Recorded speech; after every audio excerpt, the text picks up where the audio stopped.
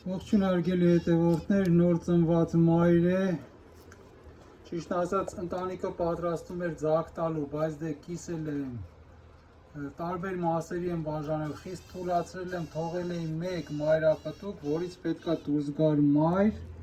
այսինքն այս մայրը պետքա դուրս գար և մեղուներին հավաքել թռներ, բայց փեթակը այլևս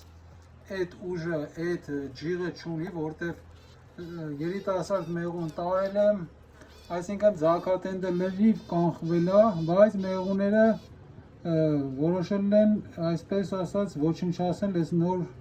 ծնված մորը, այլ այսինքն հնարավորություն իրանք հիմա այս պահին չունեն,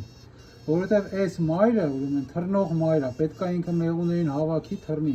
ինքը չի նախատեսված, որ մնա փեթակում, դրա համար 90% դեպքերում այսպիսի մայրերին, եթե նրանք ձակ չեն տալիս, չեն թռնում, մեղուները ոչնչացնում են։ Այդ տեսեք քաշքշում է, մայրը ծվծվում է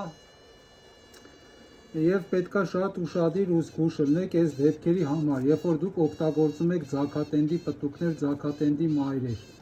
Դրանք ամենաանհաջող մայրերն են ստացվում կամ ընդհանրապես չեն ստացվում, եթե տալիս եք այլ փեթակի, որտեղ նրանց նպատակը ձակ տալն է, այսինքն ձագի հետ թռնելն է։ Նրանք սովորաբար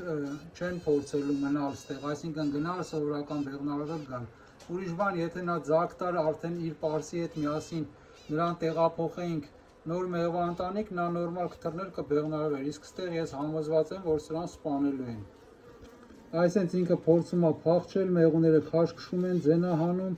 տեսնենք, շատ հազվադեպ պատահում է, որ հաղթահարում է այս ամեն ինչը ինքը, բայց քիչ, շատ դա 1-2% դեպքերում է դա տեղի ունենում։ Սովորաբար ձագատենդի մայրերը, եթե պետքա չթռնեն, իսկ ստեղ արդեն մեղուն չունի են զանգված է և այն երիտասարդ մեղուն, որ պետքա թռնի, և բացի դրանից այլ պտուկներ էլ չկան, որ նոր մայր ծնվի, այս մորը սպանելու են ըստ իմ փորձի։